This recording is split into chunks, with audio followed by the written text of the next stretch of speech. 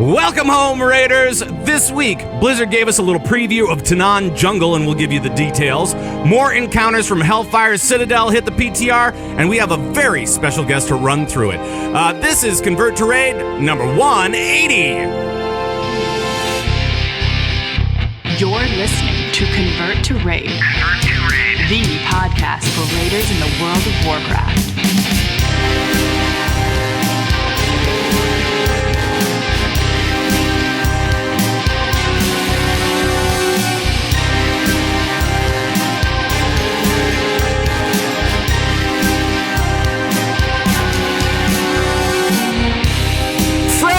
The Convert to Raid podcast power station in Minneapolis, Minnesota. Today is May 3rd, almost May 4th.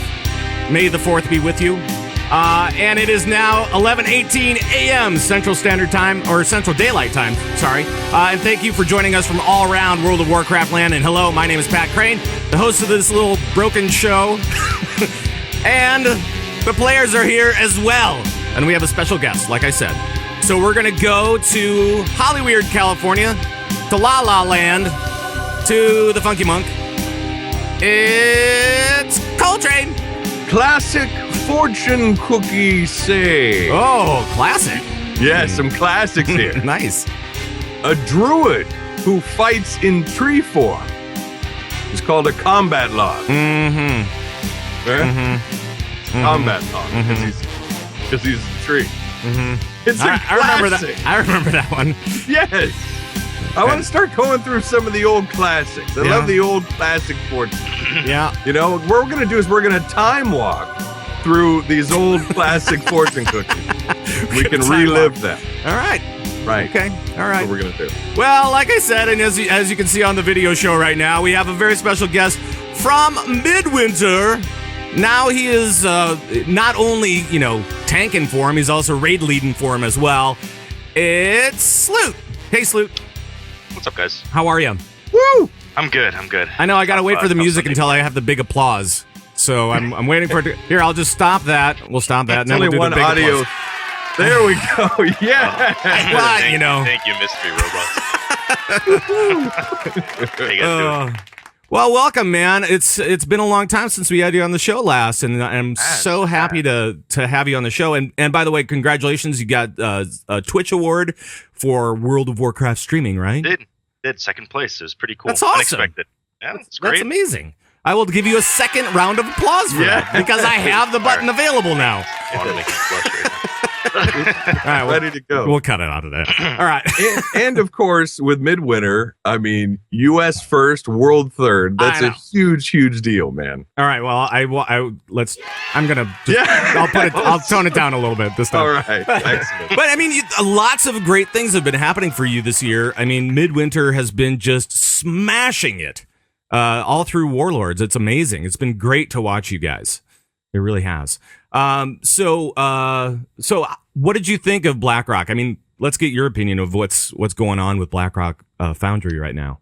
I thought it was good overall. I thought all of Tier 17 was good in my opinion, and it was, I was a bit worried before the expansion came out that, the whole heroic to mythic thing, is it really going to be harder or is it going to be easier? That was the big question mark.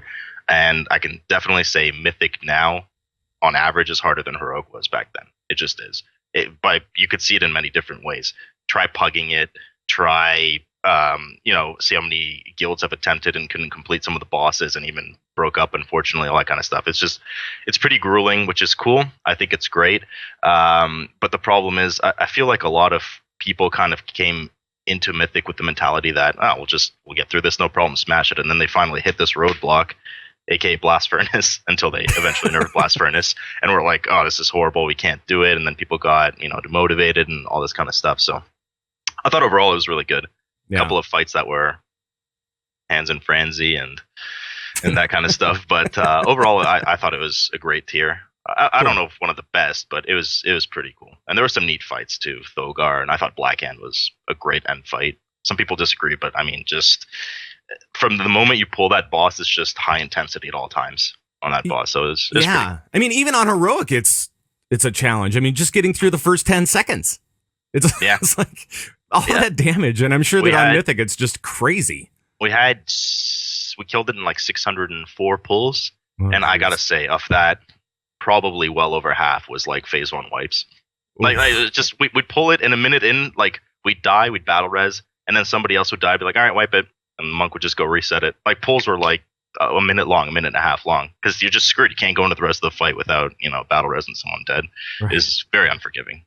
Yeah, it was. It's a very unforgiving fight. And I'm curious, like, what do you think as far as heroic Blackhand, like end bosses, right? Everyone talks about like Lei Shen being one of the greats.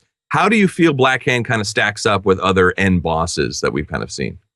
It's tough. I think when it was, and even now for some guilds, right? It's not all about when Method killed it and then when Paragon and Midwinter killed it. Everybody's progressing at their own pace. I think when you first pull the boss, it was crazy.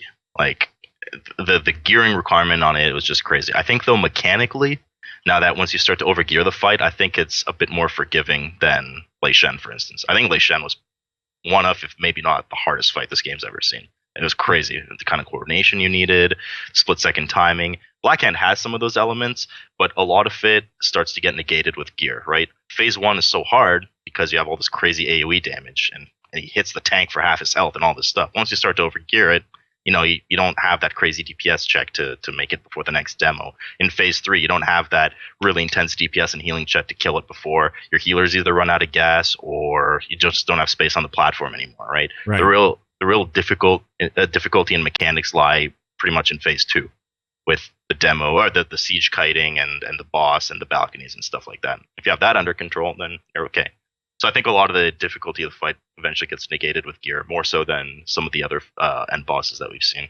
Well, but I mean, some of those bosses in the middle, though, personal responsibility is what it's about, right? I mean, it's gotta be, everybody, has to put themselves first in some of these situations where they're like, if I don't blow, some sort of cooldown here, I'm going to die. And then everybody else then we can't finish the fight. Yeah. There was, just that theme in general, the whole personal responsibility thing really has taken off this expansion. Yeah. Like, there's a lot of, it's crazy. I think it's really cool and it's great. And it really starts to set, guilds apart a bit more, but it's definitely hard to pick up slack if one person dies. If for no other reason, then there's now only 20 people in the raid, not 25, right? So just by virtue of the raid size being smaller. But yeah, every fight has some personal responsibility, big or small. Thogar, if you don't move off the track, you're gonna die, right? So, so everything, Stampers, Ore Gorger, get out of the way for rolling. Gruul, avoid the overhead smashes. Every fight has people moving, right? We don't have these fights anymore where you're just sitting and tunneling. Mm-hmm. And do you think it's great? Well, I'm wondering, do you think that they went a little too far with the player responsibility in Blackrock? Not really. I mean, what's too far though? Like, would you want to have fights where you're just sitting there, mashing your buttons the whole time and not moving? I don't think that's very exciting. I think Coltrane might actually. Yes. I'm a big fan of the patchwork meter chase fights. Kill it before it kills you. Right. So you're talking to the wrong guy in regards to that. You know what? I'm done. But yeah, I don't know. I think it's great, but there's definitely kind of a scale into how intense some fights are with personal responsibility. Mm-hmm. Like I gave the example with Gruul. I mean, let's be honest here. Moving a bit for an overhead smash is not really huge personal responsibility. No. But then there are some fights where it's lethal if you don't get Kromog is a good example of one that there's a lot of personal responsibility, and if you start to suck, you will die, and then the raid will wipe eventually. You got to get in hands. You got to on Mythic, you got to avoid the little things on the ground. You got to make sure you avoid rings, avoid smash. That's all personal responsibility. And I run a weekly pug with US guys and EU guys, and that boss side Blackhand himself is always the hardest, just because people get hit by this. Some people haven't seen the fight, whatever, blah blah blah, sure, and then they get crushed. Right. And also, too, that a fact that if, like on Blackhand, if one melee guy happens to step on a mine, that's going to pretty much, wipe the whole, I was hoping to put that out of my memory. Right. Yes, exactly.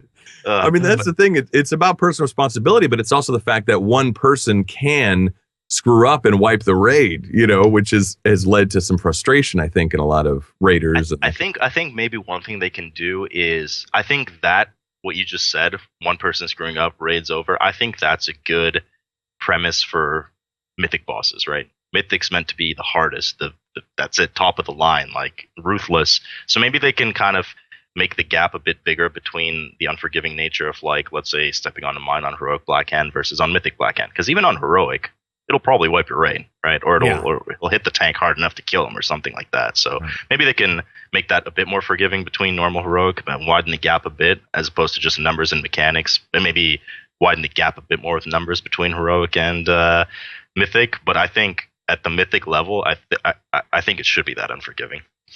Right. It's just the highest tier of content. What do you do if it's easy and you just stomp it, right? Right. Yeah. Then you get the situation we're in now, where people are complaining that there's nothing to do, and people are starting to, not watch so many streams and play as much until the new content comes out, because there's nothing to do right now. Right. Mm-hmm. Right. Yeah, I think Mythic was, that's true, but I think Mythic was a definite wake up call for a lot of teams, and just like teams. Yeah, just like you said at the beginning, we thought, oh yeah, we'll get in there and destroy Mythic. You know what I mean? Like, no big deal. And whoa, we're like blasting through, Siege right now. Who cares? Let's get the Mythic team together, boys. Yeah. What do you say? Boys over. Yeah. It was. We're destroying heroics right now. It's amazing. And then you get to Mythic, and you're like, oof. It's pretty ruthless. Yeah. And like some of the first guilds that reach these bosses, ultimately, there's bugs on them. Like, even things go through internal testing, and you find things that and I know Method did too. We found like a bug or a trick or whatever you want to say on maidens, where you could like essentially use feign and skip every boat. Like, you could feign death, skip every boat, never get tornadoes and all that kind of stuff, which completely broke the entire fight, right? So then you got to ask yourself, you're like, well, do we kill it, or you know what I mean? Like, what's the right thing to do? What would Blizzard do, and what would Blizzard say? And ultimately, it's probably the wrong call, right? Because it's clearly an exploit. So, but it's also frustrating, right? Because this isn't PTR anymore, right? You get there ready to race and to compete and all this stuff. And if you get to a fight that hinders your progression because it's poorly made, or it has bugs or whatever, or it requires a really, really specific comp to kill, and you just don't have that kind of stuff, it's kind of a different story, then it gets frustrating. And that's probably where a lot of frustration lies with a lot of players and a lot of top guilds that kind of maybe have some trouble this tier, because it's tough. And on top of it, you throw in like a little bug, and it's just like phase 1 blast furnace. Never again, man. Never doing that. Before they fixed it up and stuff, it was horrible. I hated it so much. It was like, I've never seen Midwinter environment be more toxic in my life. Everyone just wanted to kill everyone else. It was man. We weren't actually angry with each other. We were just frustrated with the situation. Right. I mean, you guys are normally like laid back and totally chill, and and so when it even affects you, I mean, just it was just it was out of hand. I don't know. I will say, though, we had Affinity on, and he was saying that he was actually with you guys on that blast furnace, and that you guys were kind of apologizing to him, like, this is the most toxic it's been, all that. He's like, this is nothing. Like, what are you talking about? This is like sunshine and rainbows over here. Like, this is great. Well, it's just tough. I mean, when you're sitting there, and the thing with Blackhand and Blast Furnace is just like the example I gave with Blackhand, where a pull could be over in a minute and a half, is the same thing with Blast Furnace, and it just gets it just starts to wear you down a bit, pull after pull after pull. And the tough thing about Blackhand is, or the difference between Blackhand was at the time, at least for our strat, is that if somebody screwed up, it's okay, we'll reset the fight, they'll learn, these are some of the best players in the world, let's do it. The thing with Blast Furnace at the time, the way we were doing our strat, is that half of it was just RNG. Did you get enough bomb spawns? Did the priest get 4 or 5 bomb spawns out of his MC? And half the time it was playing perfectly, and it's just like, oh, no, we didn't get enough bomb spawns, and we got our 4th wave of bellows. Wipe it, reset it. You know what I mean? Like, it's just like, and they changed them eventually, but like 2 weeks later, right? So pass it at that point. Oof. Oh, my camera's blurring. 1 second, so I could refocus it. Oh man, that's tough.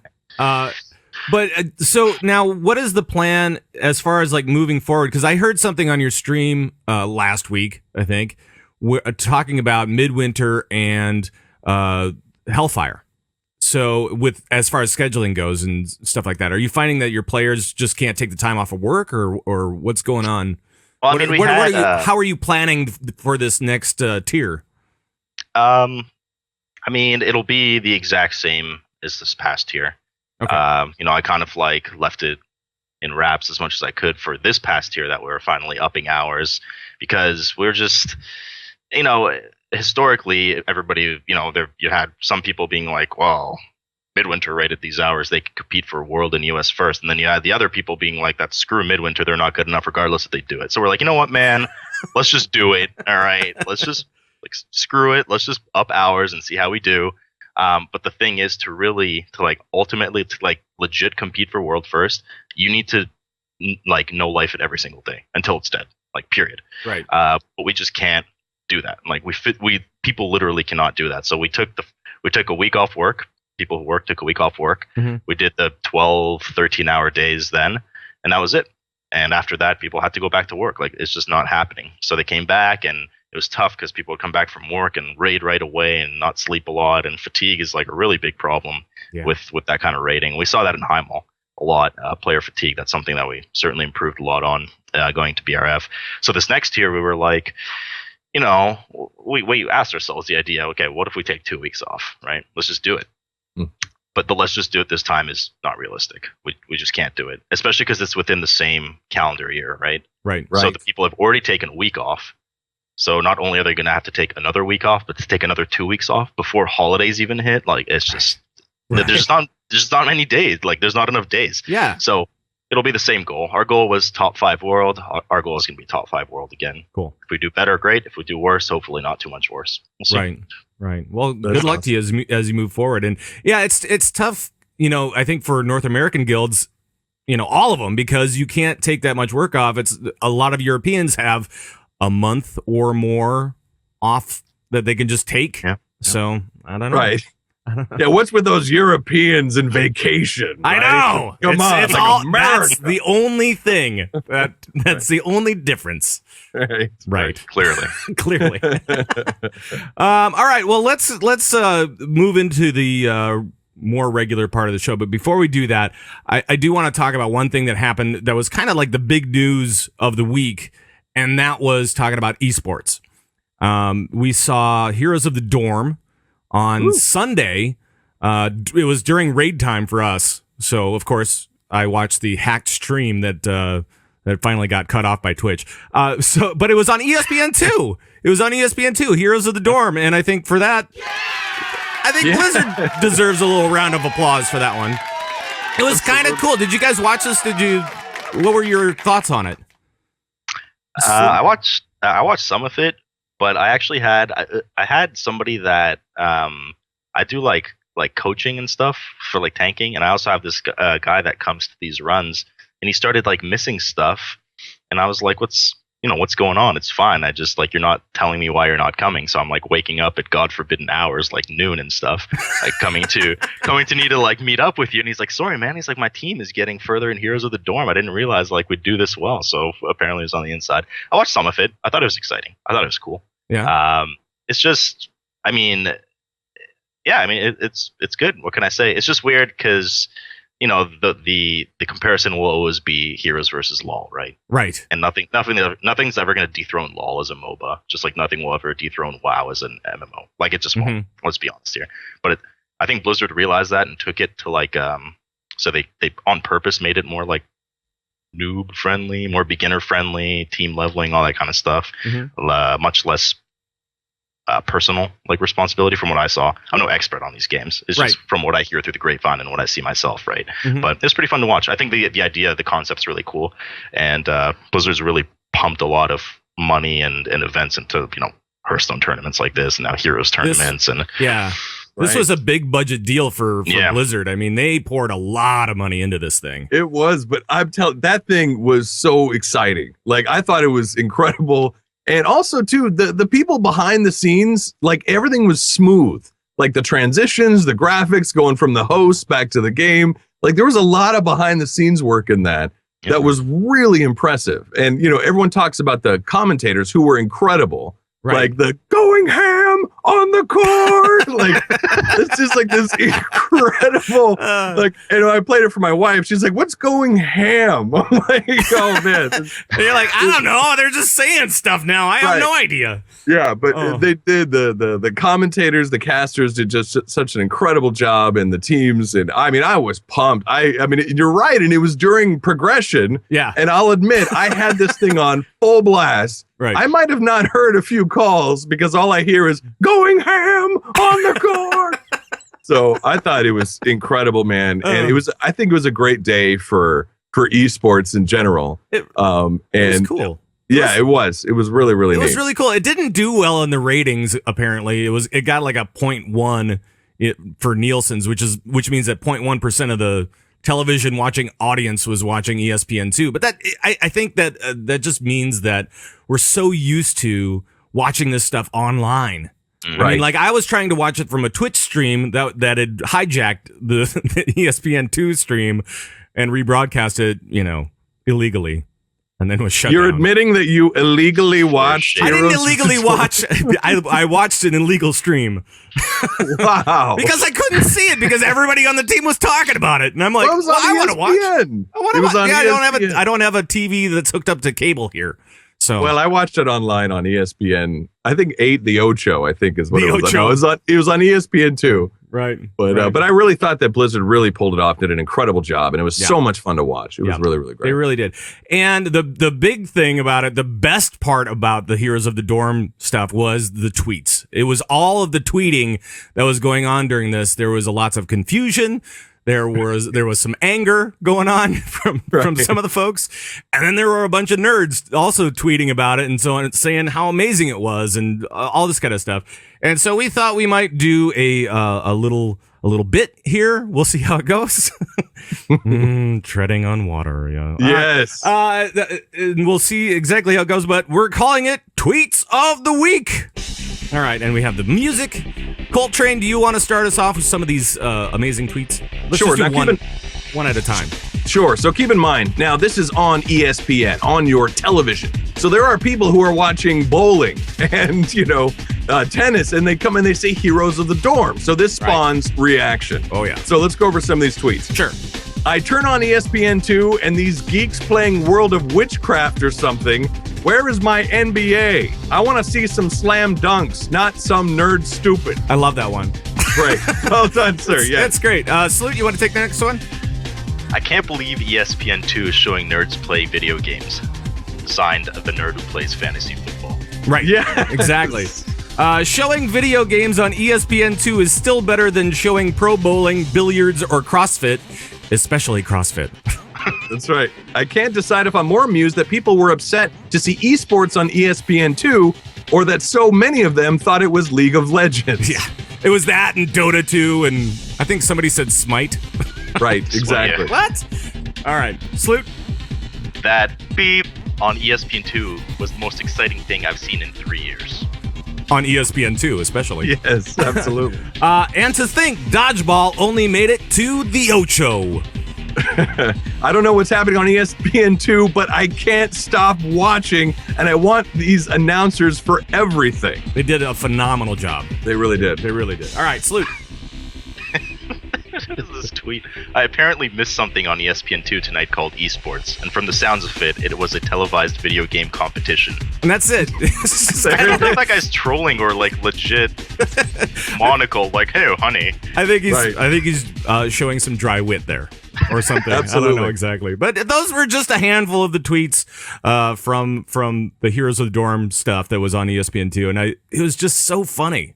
Just It was. all that stuff was amazing. It was really neat to see. And even my wife, who knows nothing about Heroes of the Dorm, Heroes of the Storm, except for the amount of money I've spent on it, she's not too happy about that. Right. She's well aware of that, was watching and enthralled because he's commentating when they're going ham. When they start getting excited, you get excited watching it. So did a great ham job. on the court. Yeah, this is the best. It was pretty exciting. Those guys did a great job. All those Absolutely. announcers did a great job. It was amazing. All right, let's get into the news. Call Hailing all raiders from around World of Warcraft land. This is Raiding News. All right, it's time to check out what's happening in the news for raiders around World of Warcraft. And up first, let's talk raid testing. Let's do it. There were four new bosses this week. We saw Hellfire High Council, Manaroth, Hellfire Assault, and Sokrathar the Eternal this week. And Sloot, you have been actually testing this stuff. Yes. So what is going on? What are you seeing? Are you having fun with the new stuff on 6.2 on the PTR? Yeah, I think it's great so far. I'll try to as unbiasedly say it without the whole new content hype, because every time there's new content, there's hype, right? Right. I think that, so we've seen 11 out of 13 encounters now. I think the first 9 we saw were like legit good. You know, a bit buggy, understandably, tuning problems, whatever. But like, you know, good mechanics, promising mechanics. If tuned correctly, they will be difficult. Could be a great raid tier. And then came Thursday. And then came Hellfire Assault. I was like, you know, we were doing the boss, and Trash started, and it was a bit of a weird take on Trash. You know, kind of waves spawned, and it kind of spawned right on us because it was an empty room, and we're doing Trash, and we're like, okay, you know, what's next? And then the mini boss in the front entrance starts like billowing towards us. I'm like, is the encounter starting? And then she just sits right on us, and then is aggroable, and then the fight starts, and we're like, okay. So we're just kind of going with it, and we do the fight properly. It's very slow paced, very simple, not buggy, just slow paced, simple, and we just kill it. And we're like, what? Like, what just happened? Like, there's loot in a box in the middle of the arena right now, and we're like, okay.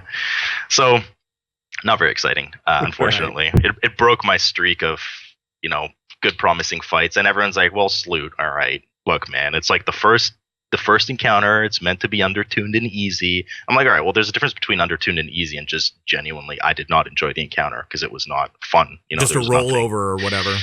Yeah, I'm sure there's some work they can give in, but like half the mechanics in the thing, like the mini boss herself is supposed to do all these tough avoid mechanics and move out of the way and spread out and stuff. But the thing is, you just heroism, and she's gone in 10 seconds. At 50%, she just runs back in. So she's just like out of the fight. So you're just waiting. Like, it turned into like Mount Hyjal ads.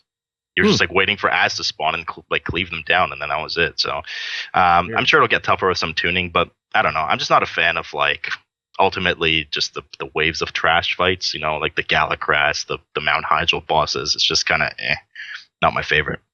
And then we're like, okay, well, that's okay. And then I looked in the dungeon journal, and I'm like, ooh, Sokrathar's up next. And I'm like, ooh, this is one of those like tank mechanic-y fights where you go do something. I was like, that's just dandy. Let's do it. So we pull the boss, and you know, I tell everyone the mechanics. We pull the boss, and he does this like frontal cleave cone thing, and I'm like, okay, well, this is a tank mechanic. According to the dungeon journal, we have to kind of split the stacks. It doesn't split the damage. So then he just starts basically, he'll be facing me, and then the cone will go over here, but he's facing me. But I get the debuff, and nobody else gets the debuff, and then I get hit for like 950k damage, and I'm like, what's going on here, right? We must be stupid. We're doing something wrong. So then we try it again, and it's clearly just bugged, and we're like, oh, that sucks. And then he has this like orb summoning where it like fixates a player, and they need to run out of the raid with it because it explodes. Except the orb summon hits pets too. So the boss is surrounded in a ring by melee tanks and like 4 million pets, because like friggin' stampede for 14 hunters, right? Like mooing and cawing and all this stuff. And it's just like the melee's just sitting there, and then everybody's getting angry because the orb hits the pets, and then the melee die, and they're like, why melee, why are you there? And I'm like, move the out of the way, melee, and all this stuff. So it's just it was just really buggy. And then you finally get to phase 2, and in phase 2, the tank's responsibility is they then jump in the robot that you're fighting. And then you get all the cool abilities from the robot and traps and slows, and you get that big frontal hit that debuffs the boss. The problem with the big frontal hit is that it puts multiple stacks on the boss. You can refresh it before the stack wears out, and there's no maximum to the stack. So you just keep stacking it on the boss. The boss is taking 200% more damage, and we just killed it by accident. The boss his health bar just went, and he just died, and we're like, what just happened again? Oh, man. So it was really buggy, unfortunately, and they even took it down early because it was buggy, and then hopefully we'll get it to test it properly again. But you know, this was the first testing of all the bosses we've done where it was kind of like, you know, Right. This one didn't go so well. Right. So we'll see. There's still 2 big boys to test though, so we'll see how that goes. What's left? We have Zul'Horak, which is like I don't know what he is. He's some weirdo. All right, Some weirdo, some weird he's just guy. some guy, I don't know. some guy. Burning Legion. He's some kind of burning legion. I have a feeling. I don't know why. I just have this gut feeling he'll be like, aside from the last boss, he'll be like the cock block of the tier. One of them. He's just one of those weird, but he has these weird mechanics, you know, and like Sure. with what he does, and like you put fire on the ground. And so we haven't tested him, so we'll see. Anyway, so he's left in what to me is probably arguably one of the best looking boss rooms ever. By the way, in terms of design, the whole place looks great. By the way, and then Archimonde himself, which also has an amazing boss room. And That's Archimonde, awesome. just reading through the dungeon journal, Archimonde's like gonna be crazy, like Cool, absolutely crazy. In fact, you have a video I think I saw on your YouTube channel of the boss rooms, right? Something like Why, I'm glad you asked. Yes, I do. that. Hey, all right. That was not set up at all. No. But yeah, you have a boss run through of all the rooms anyway, and it looks really cool in there. It really does. Gosh, it looks amazing. They did a really good job with it. I mean, I don't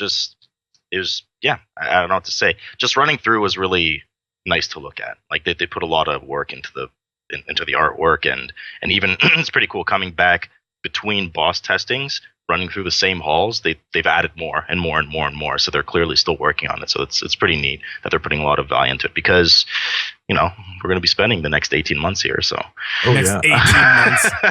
That's right. Is That's true. Well, some people are saying that this is one of the most gorgeous raid dungeons they've seen in a while. They just it does love. look very nice. Very nice. Looks really, really great. And I'm curious too, in Hellfire, what are some of your favorite fights in there that you enjoyed? I know you said the testing earlier was really great. And not only why was it your I'm not even speaking right today. Why was it your favorite? What was it, the mechanics, or what was it that you liked about it?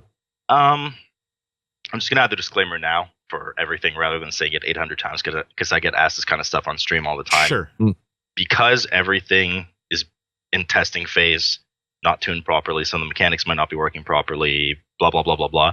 It's tough to say. I could say this fight looks to be really promising and fun and amazing, and then it's a huge letdown because they either tune it or over. You never know. Right. So with that being said, I think, in my opinion, Gorefiend is definitely one of the more interesting, cool fights, which I think can also be a cock-blocky fight.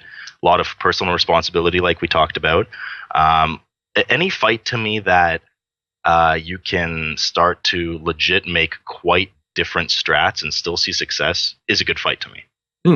So like Black Hand Phase 2, you can have a hunter kite the siege around the outside with the tank. You can have the tank kite the siege. You can have the siege go through the middle and not. There's just so many ways to go with it. So that to me is good design. Or you can have what Stars did and just sit in the corner and cheese it. So Gorefiend looks to be pretty cool like that. And a lot of them look to be pretty cool like that, but it's also hard to say. So my favorite so far, I don't know why I really liked Iskar.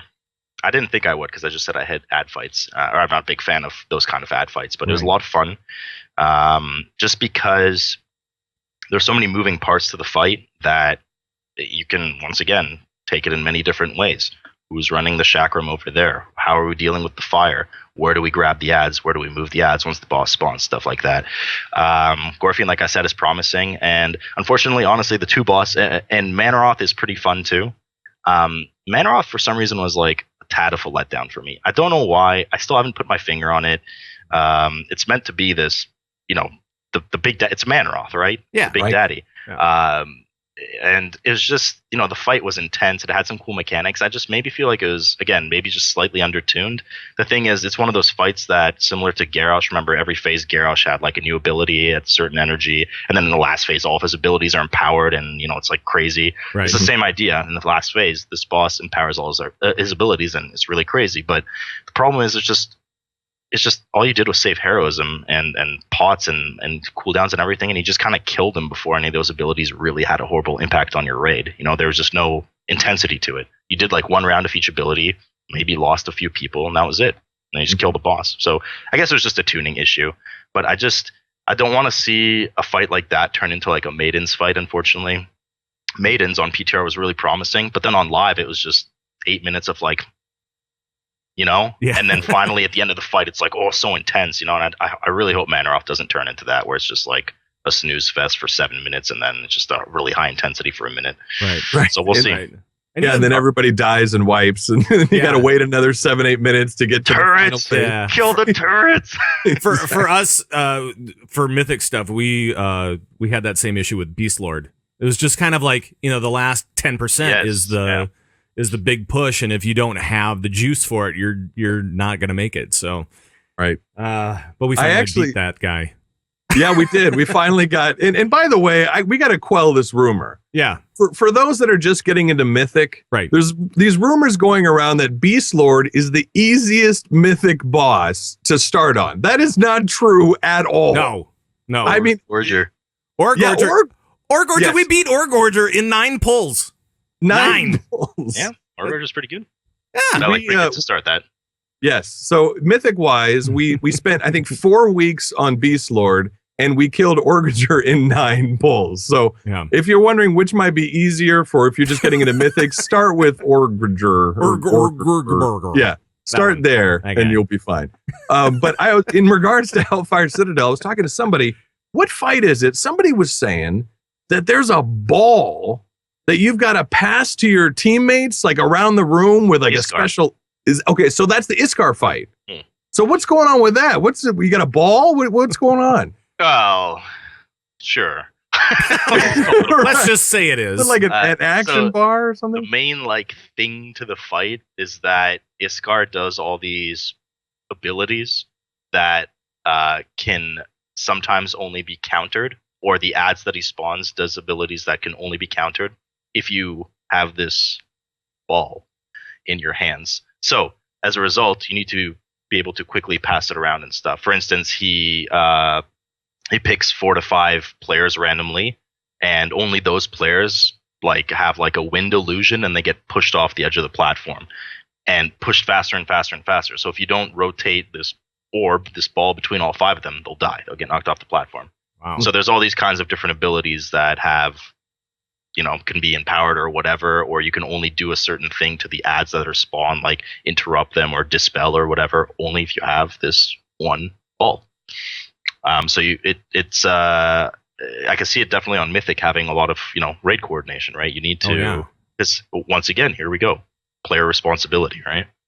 Mm-hmm. All it takes is for one person to say, "Oh, yeah, I didn't keep buying my extra action button." Yeah, right. I'm going to be hearing that during progression. I know I will. Right. So in other words, if you've got the ball and you screw up the mechanic, the whole raid might wipe.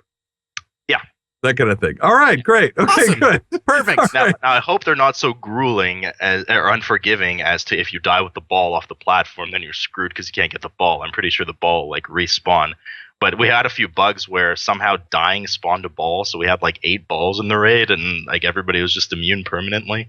But that's exactly what it is. You will probably wipe the raid. And I know there was one pull. The first thing I said after our very first wipe when we YOLO pulled the boss was, guys, please go bind your special action button. Within a minute of the pull, somebody just didn't bind it and died. I was like, I don't understand. Just go do it. That's good. That actually makes me feel better. If that's happening in Midwinter, then that's okay for the rest of us. Well, we have some friends trialing with us. I would never slag actual Midwinter. But with Midwinter, it only happens once. With our team, it happens every week. Right. It's and it's usually 2 or 3 different guys. Who knows? So. Yeah, but it looks to be a fun fight. I'm really excited for the 2 bosses that I'm in tested, Zul'Harak and Archimonde. I think those will be pretty promising, especially Archimonde. I mean, he has to be. He's the big daddy of the expansion, right? So it's exciting. You'd hope that he would be amazing, and I mean, have you read his abilities on the Dungeon Journal? A little bit. They're pretty crazy. Just reading them, I was like, oof. The fight sounds insane. Yeah. Right. Yeah. So it sounds like, I mean, as far as Hellfire Citadel here, this new personal responsibility, that's the thing we've kind of seen big time with this new expansion. That one guy can wipe the raid. You know what I mean? Not only kill yourself, but also kill the rest of the raid. So that kind of theme that we saw in Blackrock Foundry seems to be carrying into Hellfire Citadel as well. Yeah, with some bosses for sure. But it doesn't have to be a direct mechanic related to if you screw this mechanic up, you'll wipe the raid. Even just by sheer fact of how they changed the battle res system to work and how unforgiving some content can be. If somebody dies, that's oftentimes almost the end of the pull if you don't have that battle res or something, because you need that battle res, because a tank's probably going to get trucked later, a healer might die to who knows what, and you need them up, and then you're screwed because you don't have it. So it's almost it's pretty unforgiving in that regard too. It doesn't have to be just a mechanic that they'll screw up. So but yeah, I mean, looking at the boss list here, there's a good handful of fights that have this kind of pretty big player responsibility. Fell Lord, Sokrathar, but it was bugged. Manaroth. It's just, a lot of them do. What happens on the Fell Lord fight? What's the responsibility there? Well, it was a bit buggy, unfortunately. But the idea is that in that fight, it was actually really cool. It reminded me of Zelda for some reason. You basically have he spawns like little fires or whatever, and if you don't soak the fire, it spawns a big pillar, which pulses AoE around it. And you can move away from it. The really big beef behind it is through a series of mechanics. Ultimately, players that are marked kind of explode, and when they explode, they shoot out in north, south, west, east, and then rotated by 45 degrees as well. They shoot out little arrows or shadow arrows or whatever. If these arrows hit another player who's marked, they explode for raid damage. If these arrows hit any pillar, you explode for raid damage. So basically, you have 5 seconds.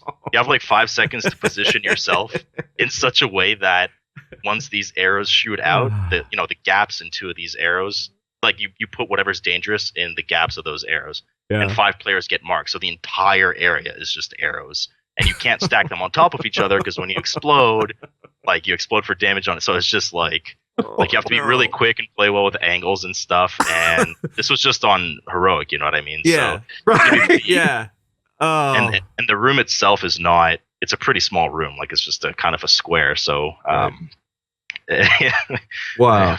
Enjoy pugging that one. Yeah, exactly. Right, exactly. I gotta brush up on my geometry, fellas. I'll be right back. What is the cosine? The room also rotates, and you're on the back of a dragon, and and it goes upside down. No big deal. Convoluted room mechanics. Yeah, exactly. Right. Well, and in Gorfine, you actually go inside of the dude's stomach, and you have to do stuff in there, right? So I mean, adds. Yeah. We're seeing some really interesting mechanics in these fights, I think. So yeah, I think so. I think I haven't had a real snooze fest with any of the fights except for Assault so far. You got to take them for what they are, right? Some of the earlier bosses will be a bit less, mechanically intense, right? They can't. Not every boss can be crazy. Iron Reaver, the first boss we ever tested, was really cool, really good mechanics. But I know ultimately on live they can't tune it crazy out of control because it's the second boss in there, right? So it'll probably be kind of a wash for some guilds and not too difficult for other guilds and stuff like that. But it could be a boss that would be really hard to kill if they tune it properly if they tune it high enough. And all about the tuning. In Hellfire, is it a linear progression, or can you split off and do different bosses?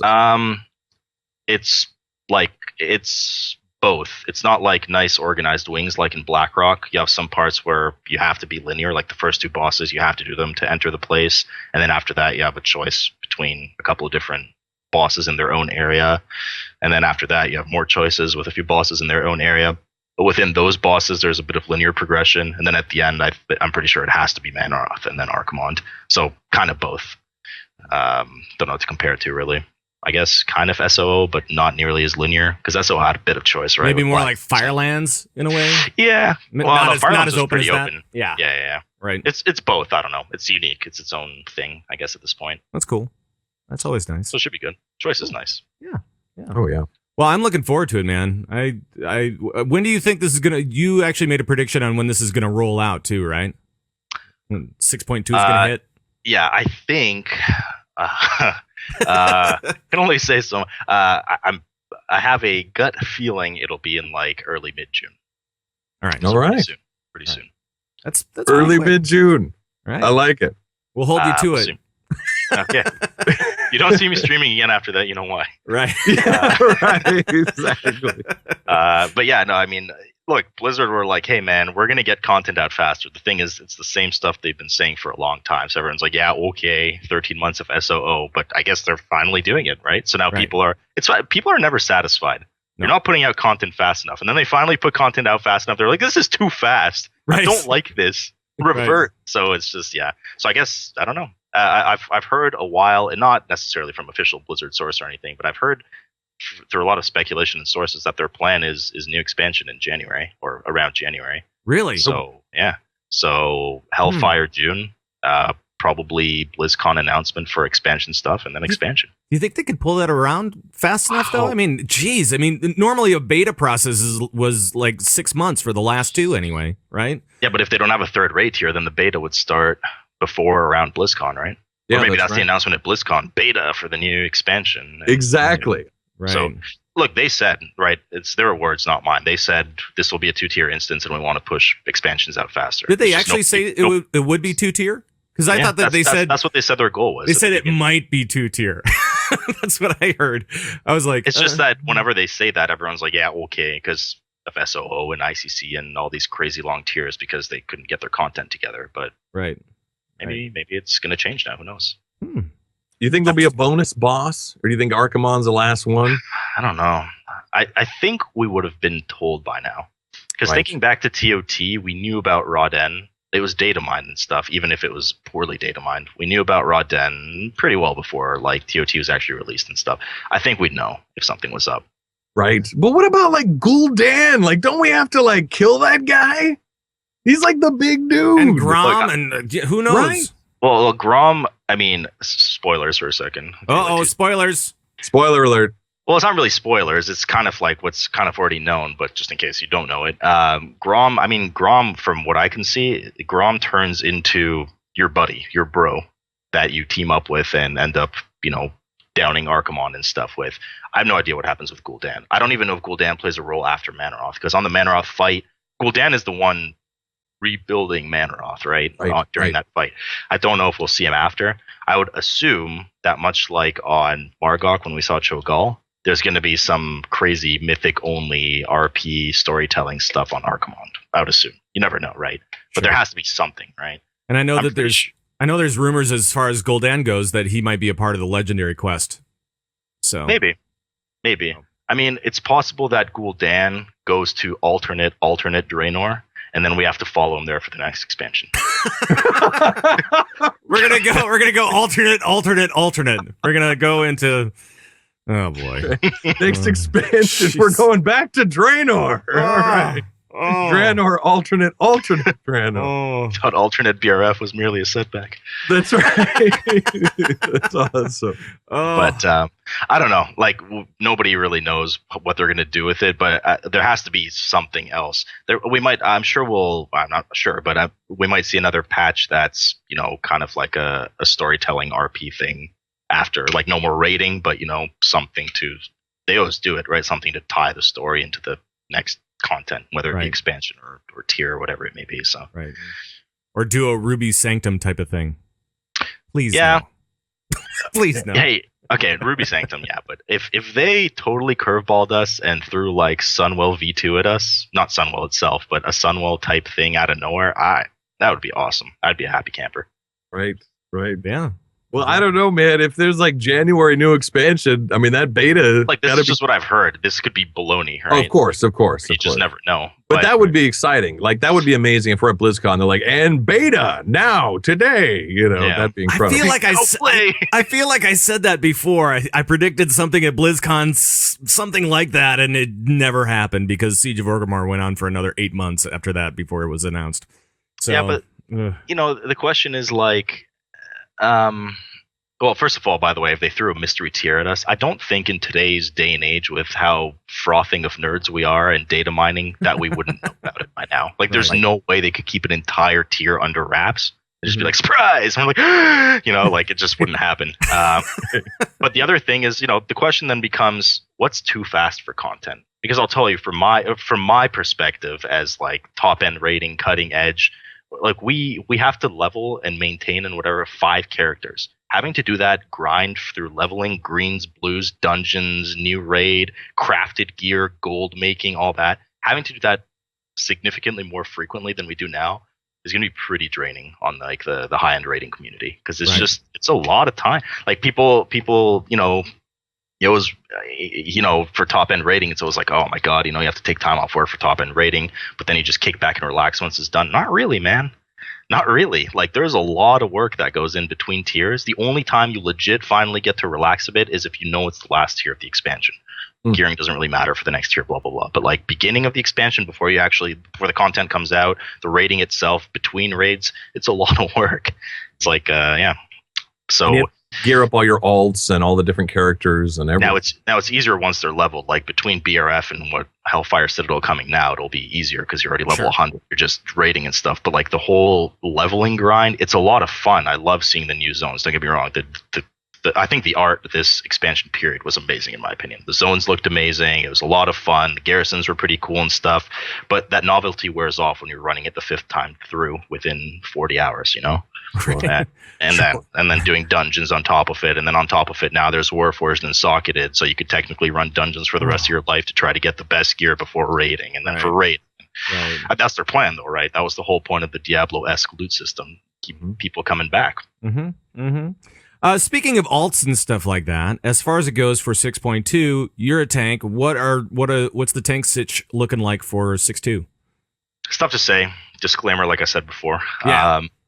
It depends on, like, we have to see the remaining bosses, and you never know what Blizzard's going to do in terms of tuning. But as it sits right now, monks took a bit of a hit, but not a hit. Like, people are losing their minds, right? Because I guess people are just very passionate, so they see patch notes and they see like a buff or nerf, and they go, "Oh, this is over, man. My class is useless. I hate everything. I'm unsubbing. Screw you, Sloot, for no reason, and screw you, WoW."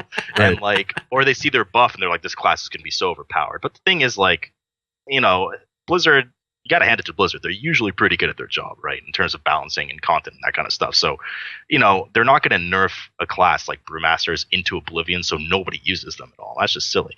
They're just doing what they did, what they should have done before SO when Brewmasters became invincible gods, is that nerf them so that they don't become invincible gods. So people saw this nerf and they lost their mind. Truthfully, yes, Brewmasters aren't like bordering OP anymore, because that's not how the game's supposed to work. Right. But they're fine. They're whatever. Are they going to be the strongest tank this tier?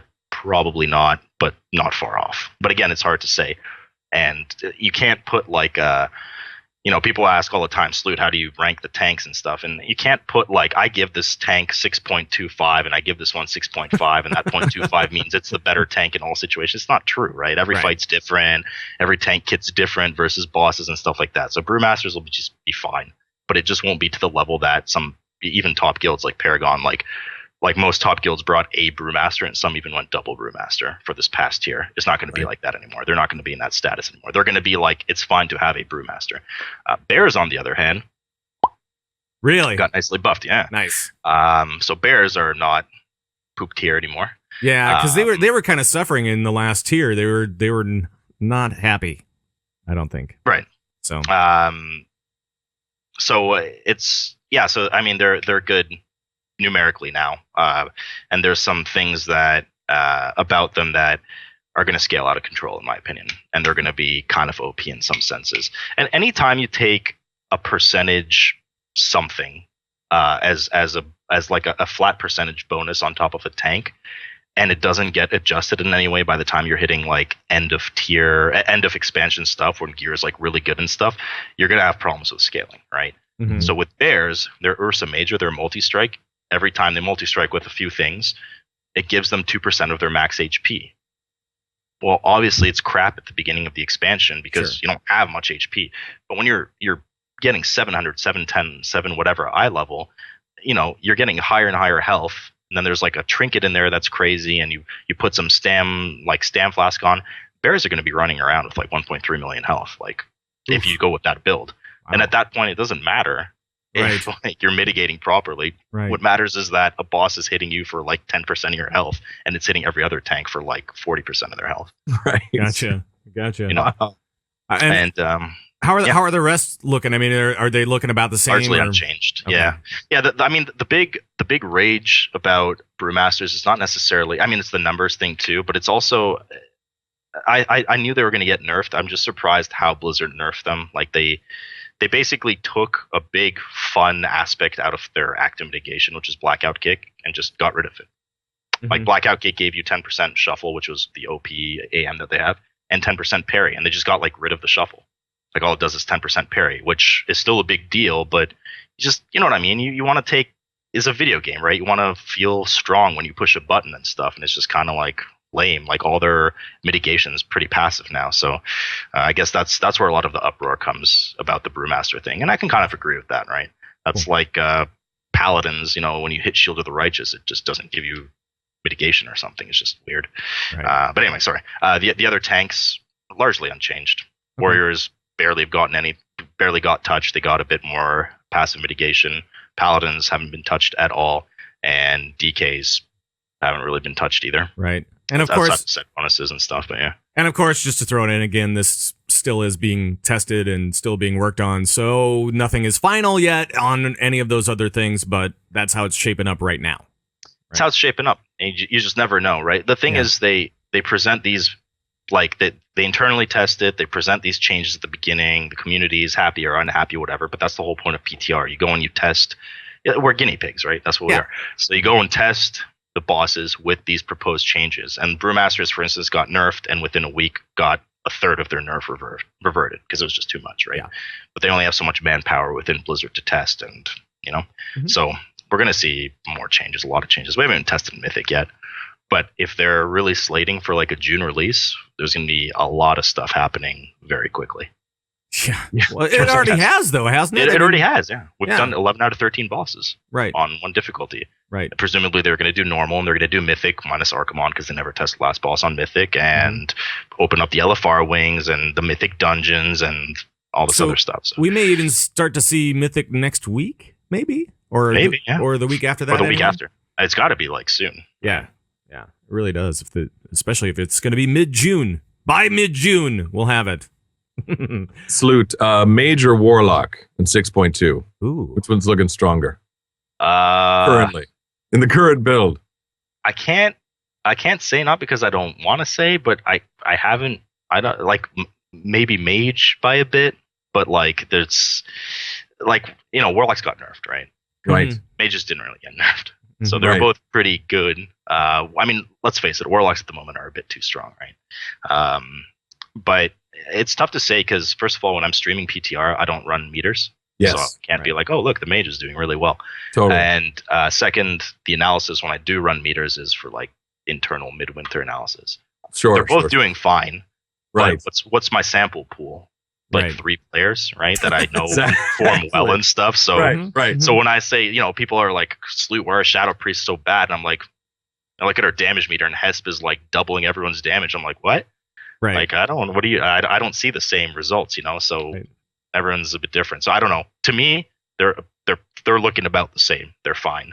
But then you got to ask for mechanics too. Now, is somebody here thinking about going from melee to ranged? No, I'm just saying that, like, I watch Sloot stream. And this poor guy, all he gets are questions of which class is the best right now and which is the best tank and the best range.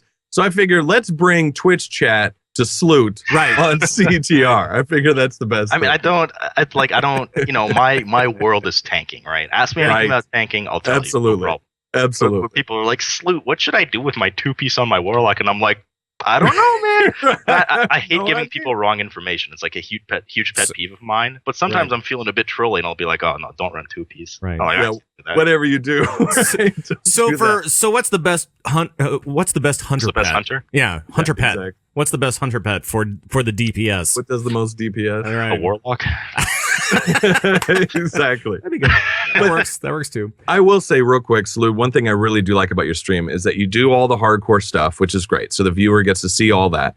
And then I love it that you really do a nice Q&A afterwards where you just sit and just answer questions. And you do it for a long time. And you just go through and give direct answers to direct questions.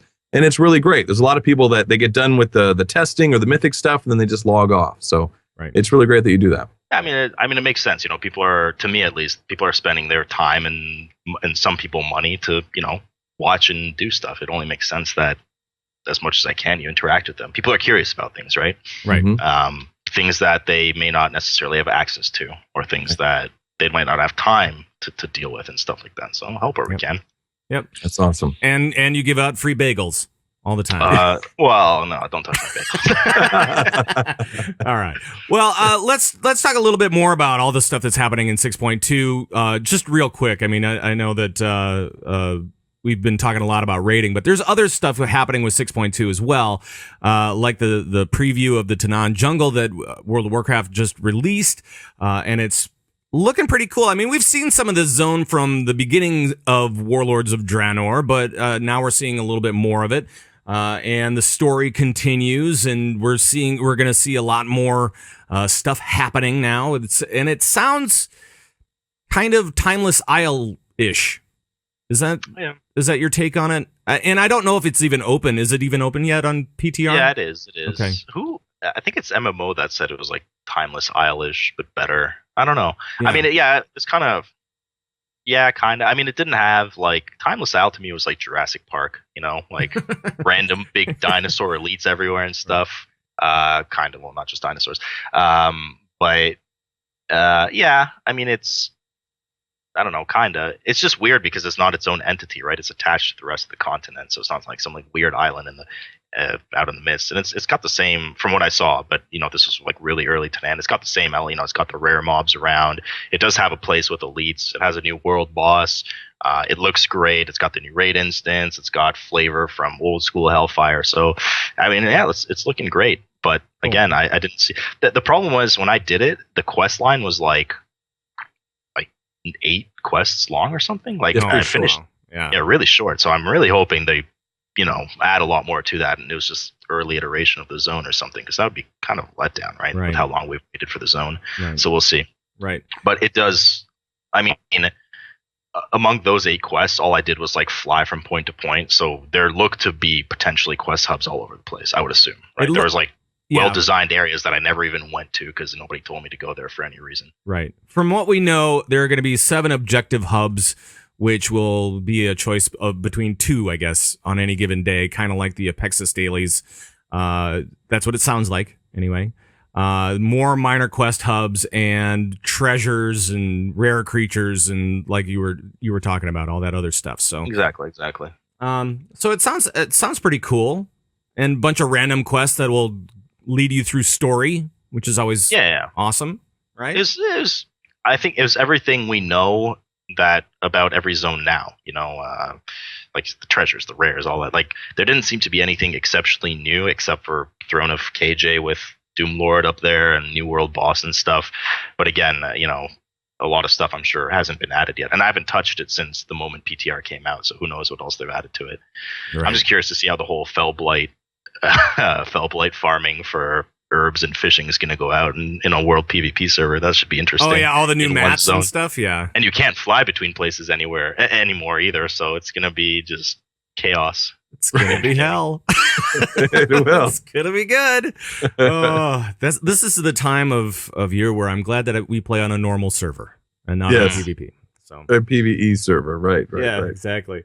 So we have a little bit more on Timewalking on the PTR, and Ian Hazakostas actually came out. There was something this week. One of the weekend holidays was brought into PTR this week, and Ian Hazakostas, lead game designer, he was like, well, you know, okay, so you want a little bit of nostalgia. The Timewalking feature is going to be going back to the Dungeons of Wrath and BC era. You'll be tuned for you at level whatever, if you're beyond that, and make it difficult for your group, which is great. And Ian was like, well, this is a little bit nostalgia, but it's more of a gear upgrade thing. It's more of a catch-up mechanic. It's not going to be necessarily as hard as it was at level when it was new, but it should be fun anyway. And have you done any of this stuff, Sloot? I actually went on Friday to try and do it, but for some reason, the holiday that they released, I thought it was be like a weekend thing, and they ended up doing like one day, which was on Thursday, so I missed it. It's the And then they're doing PTR. it. It doesn't make sense. Why would they not release it for the entire weekend so people can test it? Anyways, so they did it on Thursday, right? And the Wrath one is on Wednesday. So I haven't touched the Time Walking yet. Only Mythic Dungeons so far. Gotcha. Well, from all reports on the forums and stuff like that, it was pretty undertuned and underwhelming, and Ian even said as much. It was it's going to be a little bit undertuned, but this is PTR. We're working on it, right? Right. So that's the thing. You never know until it goes live. Right. With rating, with everything, you just don't know, and it could be disappointing. Like SOO, the first 8 bosses were super disappointing for me because they were way undertuned on live. When we tested Iron Juggernaut on PTR 5.4, it was tough, like legit hard boss. And then they just undertuned the crap out of it, and it was like face wash on Myth or not Heroic at the time. So It's all about how final numbers are going to line up. So that's why it's hard to speculate. Sloot, what's going to be the hardest non-end tier boss this tier? I don't know. Right, it's the one that they add the most numbers to. Sure. Exactly. Sure. But I guess that, one of the questions that I have is tuning really going to be the big thing on Time Walking? I mean, especially if it's like a weekend event, isn't it kind of more for fun and for, maybe some loot additional, whatever? Yeah, I guess. I mean, it depends who you ask, right? Sure, I played in BC. I played when that content was current, and it was frustrating, but it was a lot of fun to me to have to do a dungeon for 2 hours because you actually need to CC the packs. You need to play the game, not just mass pull everything, including the first boss, and just cleave it down. So it's not going to happen again. There's just no way. The game is different today than it was back then. And think about how many abilities you have and stuff like that too. So yeah, exactly. Right. So it's not going to be like that. But I also really don't want it to be just an absolute joke. Like nothing even damages you. Nothing. A bit of. Right. A bit of something, right? Like if you do play stupid, you will be punished for it, kind of thing. But we'll see. Cool. But it'll be fun to go back in there. What do you think? I'm also curious too. Just you mentioned that you got to actually try some of the mythic dungeons. Did you say that? Did you try that? Yeah, I did. And it was kind of a letdown because all it was heroic dungeons with more numbers. So, really? The difference between heroic and mythic and rating is new mechanics and numbers, right? Right. There's nothing here. So I'm hoping that either it's not been implemented yet, or I don't know. They could just very well be treating it, which they probably are, as once again, like you guys said, a gear catch-up mechanic, because it dropped 685 gear and maybe 700 off the last boss. Right. There was nothing. You were limited to 660 eye level for testing them, and we were still kind of just blowing through it. Every boss was the same. Every trash mob was the same. Just more health, a bit more damage. Not even more damage. So I think that's the way they have to do it. I don't think they're going to have the time or the resources redesign these encounters or these boss fights in the dungeons. True. Right. There was actually one, and I don't know if it was a bug, but we did Ubers and Zayla, the last boss. Where the drakes fly down with the fire. So she, the moment the first drakes come down, actually 4 of them come down. And it's like a 9x9 grid, so there's only one safe spot on the platform, and they hit pretty hard and they kill you. So that was like just even something like that. That's enough for like a little mythic change. That would be enough for me. They don't have to completely redesign things. Right. But I think that would be kind of fun. But yeah, they probably won't have time. It's just a shame. Like this is the second expansion in a row where just no new dungeons, right? Yeah. It has been. I understand why they don't do it because they really want to focus on raid content and focus on the next expansion or whatever. So I can understand that they don't want to put resources on something that people blow through, and then never come back to again. But it would be nice to have something. But it's also the level of accessibility for people, right? Some people like that stuff. Some people don't raid. I mean, in BC, Magister's Terrace was like one of the most fun things ever that was released along with Sunwell. But we don't know. How many resources would it really take to release 1 to 2 dungeons with the raid tier? That's kind of what they used to do, And then they changed their philosophy to 1 raid tier, 1 dungeon, 1 raid tier in terms of patches. And now it's just been, here are your dungeons. That's it. Enjoy them. So I don't know. Right. I like dungeons. I think they're fun. Well, now we can time walk through those dungeons, and relive that great content. Right. And we can do it with Pepe, with his new hats. Yes. Why is this becoming a thing? Pepe! I don't know. How can you not love Pepe? Garrison. Come on, that That's the cutest thing I've ever seen. And those new outfits Right. and the pirate hat and the Viking. I mean, look at that. I mean, come on. Right. The little ninja thing. Yeah. You got to admit that's cute. I mean, that's just cute. I don't know. It's cute, but they're milking it. They Well, totally yes. are. Of course they are. Of Come on. course. Of course they are. And This is thank you- becoming the new Murloc thing. I'm He- telling you. I bet you he's going to end up starting off the next expansion in terms of lore. Like, Pepe flies Yeah, out the that's dark it. Portal, That's like, it. wearing a It's not ninja gonna be- costume and like Barry and loses. It's his going to be mind. like Rathian. Right. Exactly.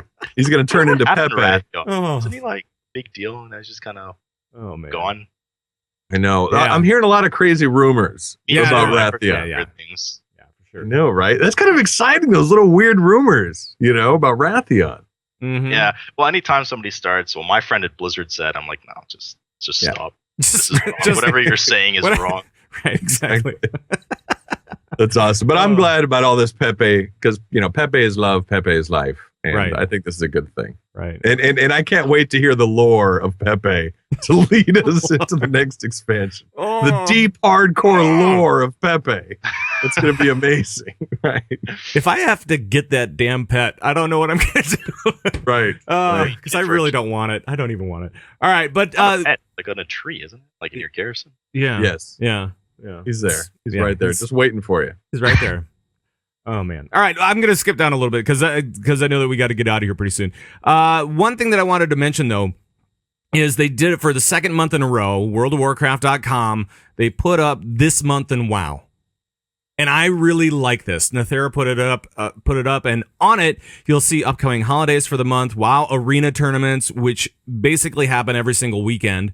And gives you a little history moment and gives you something fun.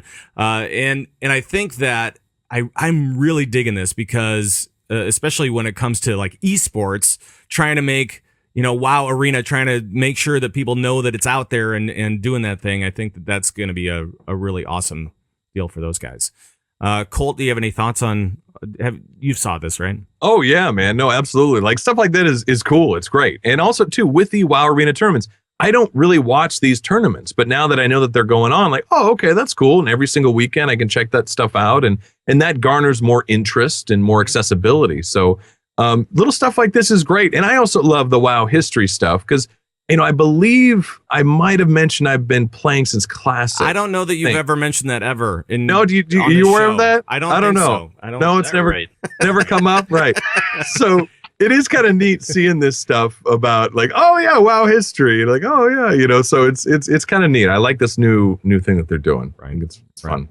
All right, let's get to a question real quick, and then we'll get the heck out of here. We've got mail. We do. If you have a question about anything for us, about raiding or anything else, just let us know. We'll try to answer it on the show. You can email us at converttораid@gmail.com or call our raid line at 612-787-RAID.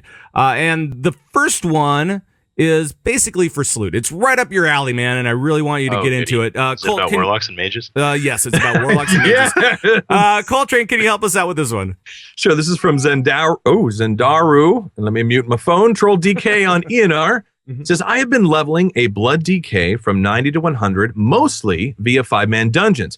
This is my first time tanking, and I'm really enjoying it. I've been playing WoW for 9 years as DPS, and the change to tanking has been very engaging, although at times it has been challenging to stay focused on threat, mitigation, and positioning versus simply standing back and unloading on a target. My question is regarding raid tanking. I'm looking forward to raids. However, I'm not exactly sure and a bit intimidated on the taunt swapping mechanic. Where do I go to learn how this works? Where do I look / watch on my UI to see when I'm supposed to do it? And is there an add-on you'd recommend to help track taunt timers and or stacks? All right, Sloot, you're up. What do you think? Mouthful. Yeah. Yeah, I mean, well, in terms of, okay, so for boss mechanics themselves, there's tons of resources out there, right? You can read the dungeon journal itself, watch videos from other kills. Like I know Fat Boss does pretty, nice public guides for this kind of stuff. Ask people, whatever it may be, and then learn what every boss has some kind of mechanic, right? They wanted to move well away from the whole one tank does nothing for half the fight after MOP. So you're always going to have something to taunt off of or do or whatever. So just tons of guides online. I think Wowhead has some guides too. Icy Veins has some guides, so check those out. And then when in terms of actual tracking, there's a few ways you can do it. One of the most basic being a boss mod, right? Take DBM or take Bigwigs. It'll flash on your screen and be like, the other tank has 3 stacks or whatever, time to taunt, and use that. Or use weak auras, which is a bit more advanced for some people. Or just on your, you could just monitor it even on Blizzard default frames. If there's a significant debuff that needs tracking, Blizzard default frames themselves are actually quite good about it. So you can just look at the frames and say, oh, he's got 2 stacks, now it's time for me to taunt. Or he has this stack, now it's time for me to taunt. Mm-hmm. I use Grid, which is just my version of an add-on version of the raid frames. So however you slice it, there's lots of ways to do it, as long as it's a way that will easily catch your attention without, distracting you from sitting in fire or whatever it may be. So right. Mm-hmm. Right. That's cool. Good. I have one more quick tank question for you. Sure. For like new tanks, that kind of thing. A lot of like guides out there for tanking, they talk about like, on a prot warrior, well, get your shield block and then shield barrier for magic damage and all this great stuff as far as abilities and all that kind of stuff. But one thing that's never really talked about is raid cooldown usage. And I guess my question for a new tank would be, how do you know when to call out for a sack or call out for bark skin? And how do you know which cooldown to use in which situation? Like, when's the best time? How do you do all that jazz?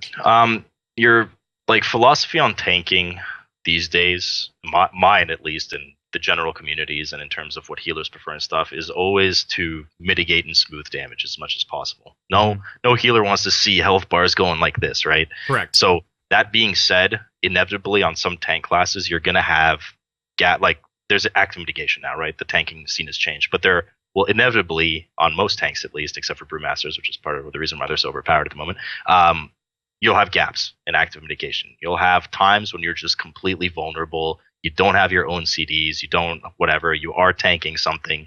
That's usually a good time to call for an external. And what you do is you fill the gap between, like, let's say shield block, right? Shield block is a 12-second recharge, lasts for 6 seconds. So for 6 seconds, you don't have shield block. Assuming you have nothing else, call for, I don't know, a sack. And then what you do is you sit on that sack for the 12-second duration, allow your resources and your blocks to recharge, and then just go at it again. So you're constantly doing this fill in the gaps game to make sure you smooth out damage. Now, the thing is, every boss is different, right? So if you look at Gruul, right, tanks on Gruul need to pile up increasingly strong CDs to survive as slashes that hit harder and harder and harder. So there, you need to plan the fight a bit differently. You need to, have block and then have block and demo shout and then have block and demo shout and shield wall. So you can't do this whole like stringing together. So you're kind of at the mercy of externals more so then. So it's just every fight's different. Don't go to Gruul and be like, well, I strung cooldowns together like Slootbag said, and I died because like the slash hit me for 5 million. Every fight's different, but just in general, normal tanking where the boss is just sitting there, pounding away at you, like Chromog and Blackhand who hit extremely hard. Mm-hmm. Those are meant to be punishing. If they catch you at times when you don't, when you're completely vulnerable, you'll die. And that's why a lot of people, die and they're like, hey, what did I do wrong? Why did I die? Oh yeah, I didn't have mitigation. Like that's right. How unforgiving some of it is, especially on Mythic. So it varies, but your goal is never be defenseless essentially, because that's when you're gonna spike and maybe die.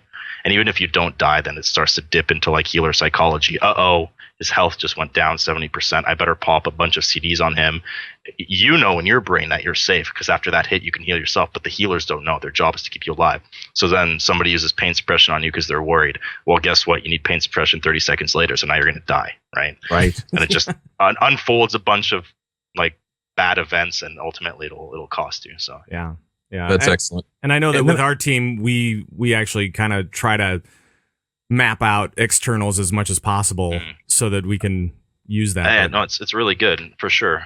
I think when people do a lot, like I get asked this a lot, and people have this tendency to, especially when learning content, to like hang on to their own CDs and to externals for this like magical moment when it'll be the best time to use them, and they'll like die as a result. Like Ardent Defender on a Paladin, they're like, there's gonna be that one moment when like I'm about to die and I'll be the hero by using Ardent Defender, when they could have used it like a minute earlier and not died, So my advice would be just use your CDs and get to a point where you don't have CDs, and then you can kind of work around that after that. Right. But I don't know. People are very stingy with CDs for some reason.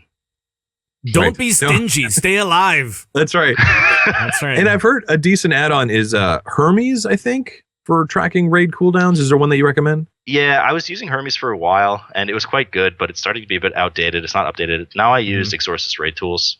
It's like this massive add-on. It has a bunch of different things, but one of it is an external CD tracker, and it's really good.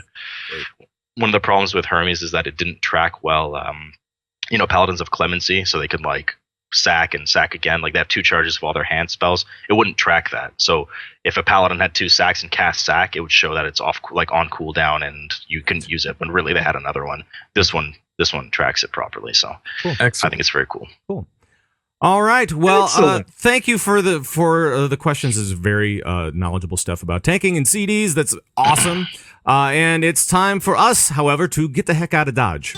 So I'll play the music, and let's give a shout out to our listeners that recently gave us a 5-star on iTunes. And Coltrane, who do we have for this week? Big thank you to Gabe RVA, Gabe Riva, Orpflog. Orpflog. I've never heard those 2 words put together. I don't even think they're words. Orpflog. Words. Just a bunch of random letters. Yes, that guy's awesome. And Shepherd Seja. Right. Okay. Well, thank you guys for the 5 stars. It's amazing. And thanks for all the great comments on our YouTube videos as well. Any shout outs this week? I got a big shout out, a big happy birthday to Demonic Rick. May 3rd, today on this Sunday is his birthday. So big shout out to Demonic Rick. Happy birthday, bud. Level up. That's it. That's right. And I want to, I have a big shout out to all the Minnesota Meetup folks. We had a blast yesterday. 50 people showed up. It was amazing. It was the biggest that it's ever been. We all had a great time. We all probably had a little bit too much to drink, but whatever. And it was just a really good time. So thank you to everybody that showed up and hung out with us. And I met a girl named Bob. That wasn't a real name, but that's awesome. That's cool. And Sloot, thank you very much for joining us on the show today. My pleasure, man. It's good to be back. Yeah, it is. It's good to be back, guys. And you get the big applause once again. It's 4 of them. That's right. And we cannot do the show without you guys. So thank you so much for watching and listening. Thanks for taking the time to rate us on iTunes. Thanks for all the feedback and all the questions that we receive on a weekly basis. And please feel free in jumping in on any conversation we're having at any time. And I'll tell you all about it right after I bail on the music. What, you're just gonna bail out? Bail out of that? Yeah, just gonna bail right out of that, and I'm gonna play. Leave me again, Pat? I'm gonna play all right. This one. I'll play this one. Ooh. All right, you can email us at converttoraid@gmail.com. You can call us and leave comments and questions on our raid line, 612-787-RAID. That's 612-787-7243. You can follow us on Twitter at converttoraid, or even individually, right, Coltrane? That's right. You can follow Pat Crane at Pat Crane. You can follow Coltrane at _Coltrane. You can follow Darius at Bored Mind. And Sloot, how can we follow you? At Slootbag or at Slootbag on Twitch. Yeah. Excellent. And that's SLOOT. Yes, correct. Of course. And you can join the Bazooka Guabo Nation by heading over to converttoraid.com, where we have our show downloads, our forums, tons of links for raiders, our audios, our videos. Everything is over at converttoraid.com. Our live feed and video show is also on gamebreaker.tv. Make sure to watch, like, comment, subscribe, YouTube things. And then we're also live streaming on alphageekradio.com, so you can take us with you wherever you want to go. That's amazing. And the audio show is available on Stitcher, iTunes, internet. I don't know. It's everywhere. It's everywhere. The Convert to Raid podcast is produced and distributed in part by Signals Media. Make sure to check out all our friends at Signals Media All-Star Network at signalsmedia.com. And that's going to be it for the show. Thanks, guys. Thank you, fellas. Another great show full of information, some entertainment. We'll see what the reaction is to the tweets of the week. Yeah. I don't know. And that's going to be it. So thank you, guys, and we will see you next time on Convert to Raid. Will not be next week. It will not be next week. Next week, I'm out of town. So we'll do it in 2 weeks' time. We'll be back. All right. gives you more time to replay this show that was great with Sloot. That's right. So That's you right. can listen to it again and again. And for all the guys that convert to raid, bye-bye, everybody. Bye-bye.